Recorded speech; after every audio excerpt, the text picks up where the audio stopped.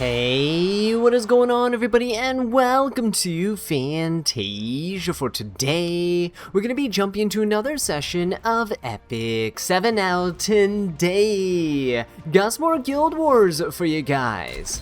So we're going to be jumping straight into the action here with quite an interesting defense team that we're going up against. Now, we are trying our best to use Salome today in all of our Guild War matches, and she provides a ton of utility for a ton of different teams. We're going to see if we can make the most use out of her here, though, right, in just a second. First of all, with this first team here, with the Lady of the Scales, the, free run type stuff, with the Bystander Hua-Young, really annoying. So we're going to try our best with Rinok here to burst down that Lady of the Scales, and I know the immortality is going to be there, and it's going to be annoying. So Hakati is coming to the rescue. You guys know we're having quite a run-in with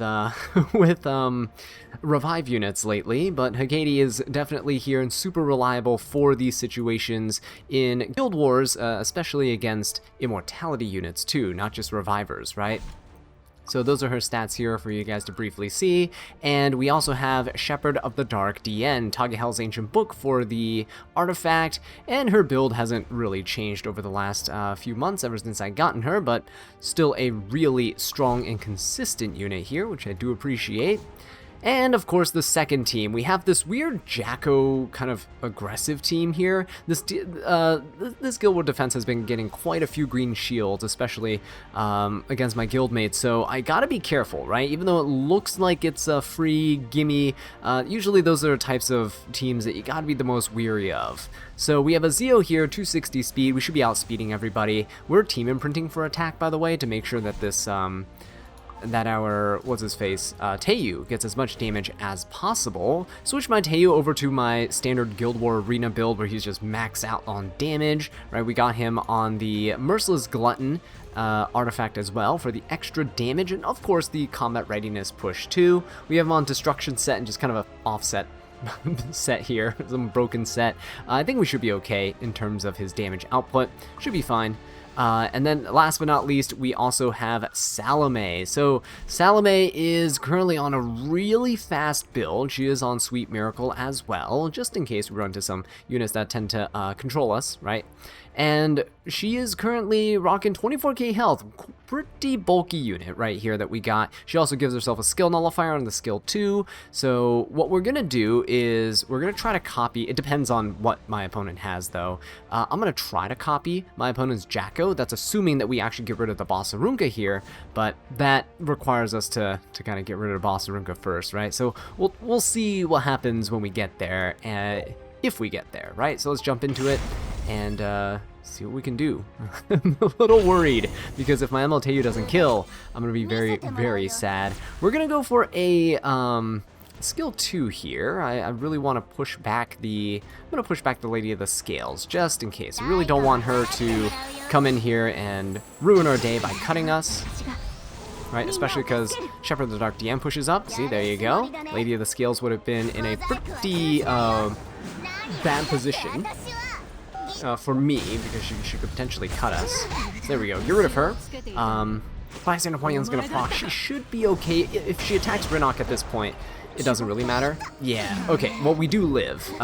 It wouldn't really matter because Rinok kind of did her job, right? Right now it's just Hakati. Her passive is doing pretty good, and Shepherd of the Dark DN usually gets rid of Freerin in one shot, and then Hakati can come in, kind of finish the job off. And all you really need for this is these 3 units. Just the Rinok is not built super squishy. My Hakati is on the damage reduction EE as well, so if she got hit by the Bystander Hua-Young, it would have been safe too. Alright, this is quite a setup here. I am gonna go for a Soulburn, just in case. I don't want to get resisted here, right, by the Bossarunka, otherwise the MLTU would just never take a turn. So we're gonna go for this, and Teiyu jumps up. He is going to skill 3. We're gonna try and defense break everyone on the other side. Bossarunka is very squishy right now. Hopefully we can finish her off. There's a resistance there, unfortunately, but come on now. Come on, MLTU. There you go. Beautiful stuff. And at this point, I really want to copy the Jacko, but do we go for the Jacko here? I guess so, right? I think we just go for the Jacko. We'll just go for this. I know I can copy my own MLTU, but I won't have the rage buff and everything, right? Or the possess buff. So with Jacko, I should be able to skill 3 here. And then when I defeat an enemy, I do get an extra turn. So I should be able to do this. I go for the Jacko here, finish her off. And here's the cool thing about Salome, is that when you get an extra turn, see, you actually get an extra turn. Now, you only get the 1 turn as Jacko, so when you take the extra turn, Salome would be the one that takes this turn instead. And now we can come in here and we can either soul burn into this guy, but honestly, I think the dual attack with the highest attack ally is probably the way to go, because we have an MLTU on our team. And there you guys have it. Salome is such a cool toolbox unit, and she has so many cool interactions with these different units. Being able to showcase an extra turn is definitely something I wasn't able to do in my arena run, but glad I got to do it here. Now, if you thought that match was good, well, just wait till you see this one here against Adamant Will. They have a Salome on defense, which I find to be hilarious, so we'll see who is the better Salome here. I really, really hope I don't get outsped by this nurse on the other side, but my Salome is the exact same. We're just not even running Pure White Trust here on our Salome for the extra crit damage. We won't really need it on her, especially once you see my Saria stats. Now, you're probably wondering, Azza, what are you doing? There's no Rinnock or anything. How are you going to take an extra turn, right? Well, we actually do take an extra turn with Salome's skill 2. It grants her an extra turn here, and if we copy Saria, well, just wait till you see what happens, right? Saria is currently on a Destruction and Torrent set for extra damage, rocking max crit damage, almost 4,000 attack. That's pretty good. And of course, good old Hecate here, preventing Genesis Ra's revives, preventing the Nurse revives too. We're definitely gonna need him, and I'm putting her in the back line because I really want the Awakened Leaf artifact to push up Hecate's combat readiness. Now, for this bottom team here, actually, my opponent's pretty slow. Ruel, Setsuka, and Bossarunka. And so I'm going to bring in my trusty Briarwitch Assyria. This is not my normal Briarwitch build, but hey, I recently got a plus 30 Renewed Will from random Covenant summons. Right? It's been on my wish list, and I finally got my 6th copy of it. So my Briarwitch is going to be coming in with this Shepherd of the Dark DN. And we're going to use Shepherd of the Dark DN souls to soul burn the Briarwitch. We're going to try and defense break everybody. We're going to seal everyone with Shepherd of the Dark DN as well. And then hopefully, we'll come in with our Commander Pavel. That's right. Like, as I didn't know you had a Commander Pavel. Well, neither did I'll be honest. I found him when I was trying to do some arena teams, and they're like recommending Commander Pavel, and I was like, oh, this guy, I have him. So we currently have him on air-to-surface missile Misha for the extra crit damage. And he also has an extra hit chance, which is decent, given that there's a Setsuka on the other side. But yeah, we're also going to be running him on an attack and torrent set. Probably not the best thing to be running him on, but I just wanted to get his attack up as high as possible. This guy deals so much damage, it doesn't really matter anyway, whether I'm on destruction or not. So let's do it. Let's see if we can actually do this, right? I'm actually kind of curious about the second team, almost a little bit more than the first team, but I know that we're faster. Oh my god, my opponent's also pretty fast there. Just not fast enough. So let's go ahead and copy our Saria here, yeah? Ooh, spooky. Take the extra turn, okay? We are going to skill 3, and look at this, guys. We get to get full focus here, and we get to nuke our opponents. Oh, by the way, we did push up the Hecate as well, as you can see on the combat readiness bar. Look at that damage. Beautiful stuff. Oh, why don't we just push up the Hecate just a little bit more, right? Also gonna get full focus here, and why not just nuke my opponent once again? I mean, if there's any survivors, Hecate will surely take care of them. And with that, I mean, there you go. Just a single nurse left, surviving because I think she's on Proof of Valor. Yeah, there you go. And down she goes. That was super clean. Oh man, guys, that's probably one of my favorite interactions with Salome there. Really cool. But let's go ahead and soul burn the Briarwitch here against our opponent. Should be able to push up my Shepherd of the Dark DN, and when she gets pushed up, she'll take a turn. There we go, beautiful. Right, doesn't really matter, everyone is already stripped, and we will skill 3. This might actually finish off everybody, I don't know. If it does, then rest in peace Commander Pavel, but if it doesn't, which it doesn't, hey, at least we saw some Commander Pavel animation. It might not have been the skill 3. But hey, maybe one day we'll actually have a real cleave arc, right? Where I get to go into RTA and bring in things like Commander Pavel, MLTU, and just start sweeping everybody.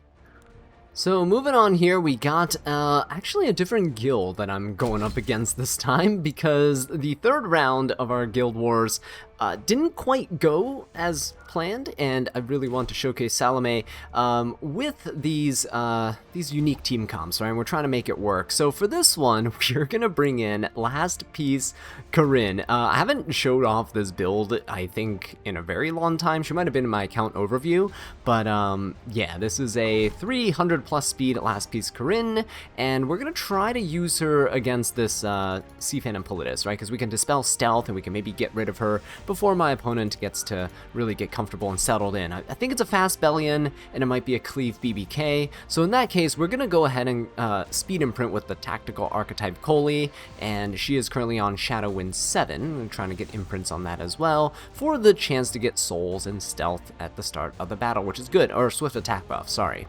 And yeah, the tactical archetype Coley is gonna be a great way to strip the initial immortality off the BBK, and then hopefully we can deal with her from there. But of course, Salome is gonna be here to hopefully copy my tactical archetype Coley. I want to see if I can get like double bombs off against my opponent, and I don't know how it's gonna play out, but I do know that it'll probably be really fun. If not, if we just need more damage, I'll just copy Last Piece Corinne and go from there too. So we'll see how it plays out there. Or potentially even my opponent's BBK. But for the last team, we're going up against this weird Rinnock, Dragon King Sharoon, and Dragon Bride Senya team. The Dragon Bride Senya is good for protecting the Rinnock. I thought about coming in with an MLK ROM, but decided against it, and we're gonna go for a Dark Corvus play. It's been a while since we had a little Dark Corvus montage here on the channel, but I think he'll be really, really strong into this type of team. With the double light units targeting him on the other side, I think we're gonna be okay. With Empyrean Ilanov mitigating the defense penetration damage from the opponent's side, means that we can go straight for Rinnock and we don't have to care about the Dragon Bride Senya at all, so that's going to be really good. And of course the splash damage, can't forget about that. The Maid Chloe is here with her passive protecting us. We have our own Water's Origin to help push up combat readiness, and speed HP set, you know, just to make sure that we are bulky enough to stay alive. But let's go ahead and jump into this, see how it goes, right? Especially with the first team, because Salome is there, and we definitely want her to be able to, oh, there we go, very nice. Speed imprints helping me out quite a bit, even though I don't think we needed it, judging from the speed here. Alright, and let's go. ML Politis is gonna be stripped here. We can target her. I am gonna go for her, I think. There we go, get rid of her right there. We're doing our job, and why is... Did Coley even proc? Oh, Coley did. Oh, okay, maybe... Is she missing... She's not missing gear, though. How is she... How did she... Oh, because my... Oh, because I finished off my opponent, she doesn't get the combat readiness increase. Ah, I got it. I got it. Whoopsie daisy, that's not good. We're gonna try to... That's not good. We're gonna try to do this. Let's go for a skill 2. We're gonna copy her Coley. That was a big mistake on my part. Completely, I thought she was gonna proc off the Last Piece Corinne, but yeah, no, not if I finish off my opponent here. But if I copy my Coley, I can actually do this, where I will give myself Overload. The Overload is gonna be nice, because I think we get to keep it going into Salome's next turn. Come on now. Get some bombs in there. Beautiful, beautiful stuns. Okay, oh, we don't actually keep the Overload. Okay, it's fine, because now that the BBK has immortality, I can go ahead and skill 3 again. This should allow me to bomb once more. My opponent's going to lose their next turn on the Bellion, and BBK should be stripped. Beautiful stuff, guys. There you go. Last Piece Corinne, finishing things off. Yeah, Salome is just such a cool, versatile unit in these types of aggressive teams, and you've seen me use her in more like defensive teams too. But yeah, in terms of RTA usage, because I know a lot of people are like hesitant, like, should I summon for Salome? I don't think she is like a must pull. She's a really fun unit, I would say, and you can have a lot of different types of utility that you use her for. But she is a unit that I think greatly depends on your playstyle and like how well you are geared. The main thing with her is that if your opponent's outspeeding you, you're probably not using her, because if they're cleaving you or they're going aggro into your team, they're probably going to finish you off, right? And that's not really what you want. You want her to take a turn, you want her to be able to, you know, copy at will whatever your opponent has that you want to steal, or maybe even your own units, right? So yeah, definitely hold off on summons if you're kind of hesitant about her. My final thoughts on her, really just fun unit, not necessary to have, but yeah, incredibly fun though. Super versatile, and just a unit that I think has the place like for future use. People say that she's future-proof forever because she can copy any relevant unit, but yeah, in a slower playstyle, it's much harder to get away with using her, I would say. All right, for this one here though, let's see. We have Dark Corvus basically doing Dark Corvus things. I hope I don't stun here. Okay, very nice.